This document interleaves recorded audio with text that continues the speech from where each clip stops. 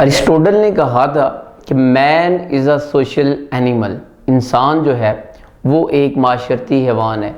अगर आप word social को निकाल दें तो बाकी क्या रहता है, मैन इज़ अ एनिमल, कि जो अकेला इंसान होता है वो जानवर बन जाता है।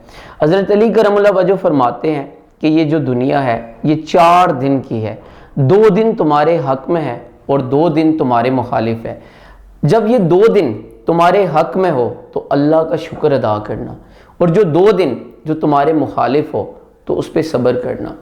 देखिए, आज के दौर में जो इंसानी रिश्तों के ख़राब होने की सबसे बुनियादी वजह है वो है अपनी गलती को तस्लीम ना करना।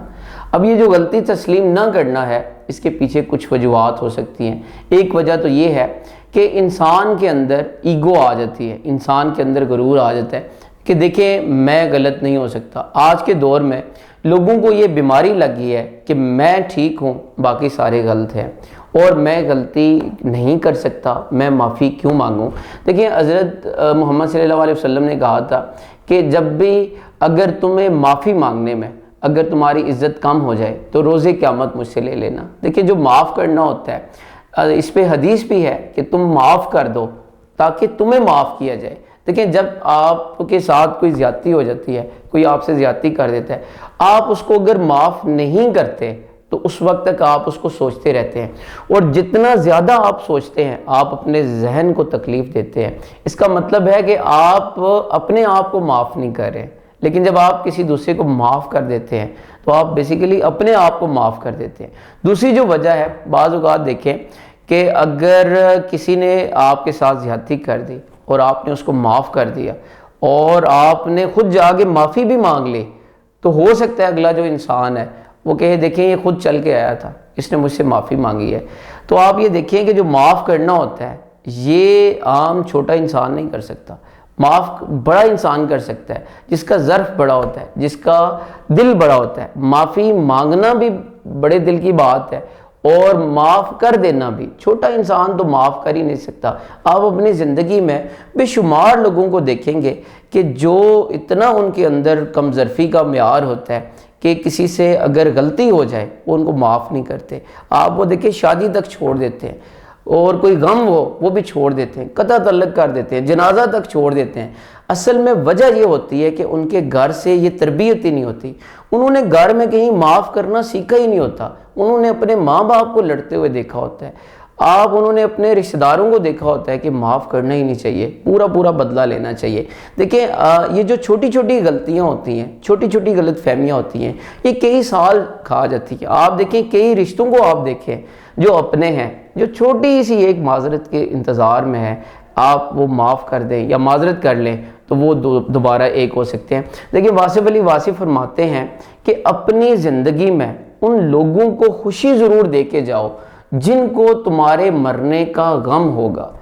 आप ये देखें कि बाज़ औक़ात तो मैंने ऐसे ऐसे लोग भी देखे और देखें अल्लाह का इतना अज़ाब होगा उस बंदे पे कि जिस एक इंसान की वजह से 2 करीबी खून के रिश्ते, ठीक है, बाप बेटी कह सकते हैं, बहन भाई, वो उसकी वजह से दूर है और एक दूसरे के साथ मिल नहीं सकते।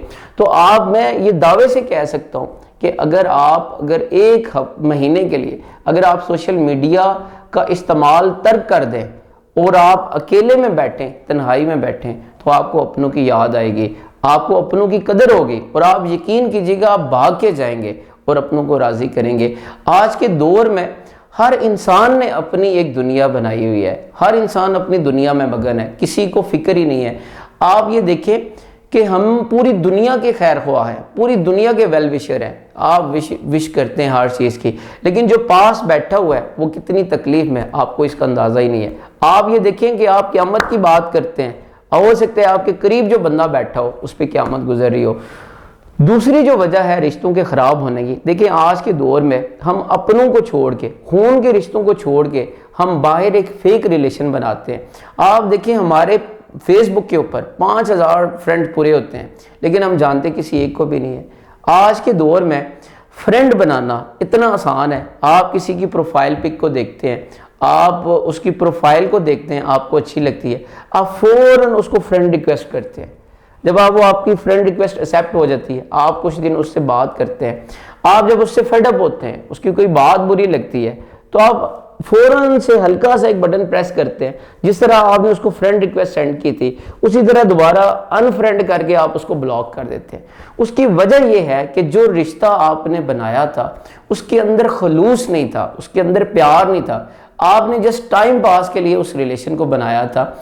अब पहले दौर में ऐसा नहीं होता था, लोगों ने रिश्तों को निभाने में, लोगों ने रिश्तों को साथ लेके चलने में बड़ी कुर्बानियां दी होती थी, बड़ा टाइम लगाया होता था। अब जब भी किसी रिलेशन पे जब आप टाइम लगाते हैं, आप 5 साल 10 साल लगाते हैं, आप उस रिश्ते को फिर तोड़ने से पहले आप उसको 100 बार सोचते हैं, क्योंकि आपका वहां पे टाइम लगा हुआ है, आपके इमोशंस लगे हुए हैं। अगर आप रिलेशन को तोड़ देते हैं तो इसका मतलब है वो 10 साल आपके ज़ाया हो जाते हैं। मैं आपको बताऊं कि आज से ठीक 10-15 साल पहले की अगर हम बात करें, जब फेसबुक व्हाट्सएप नहीं था, तो आपके घरों में जब आपकी फैमिली में कोई खाला कोई फुप्पो आती थी आपके घर रहने में, तो जब वो जाने लगती थी तो आप यकीन करें कि वो बुरके उनके छुपा दिए जाते थे, कि कहा जाता था बस एक दिन और रह के जाएं, कल चले जाइएगा। लेकिन आज अगर देखें, आज आपके घरों में अगर कोई गेस्ट आ जाए तो आप तंग पड़ जाते हैं, क्योंकि आपकी प्राइवेसी ख़राब हो जाती है। सो मेरी आप सबसे गुजारिश ये है कि जो लोग असल हैं, जो आपके हमदर्द हैं, जो आपके खून के रिश्ते हैं, खुदा उनको ज़रूर टाइम दें।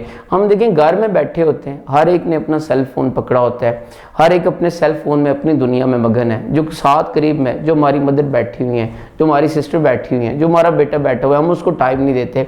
अब इसकी वजह इसी की वजह से जो हमने गलत टाइम इन्वेस्ट किया होता है और गलत जगहों पे इन्वेस्ट किया होता है, कल जब हमें अपनों की ज़रूरत पड़ती है मुश्किल वक्त में, तो हमें कोई भी साथ नहीं देता।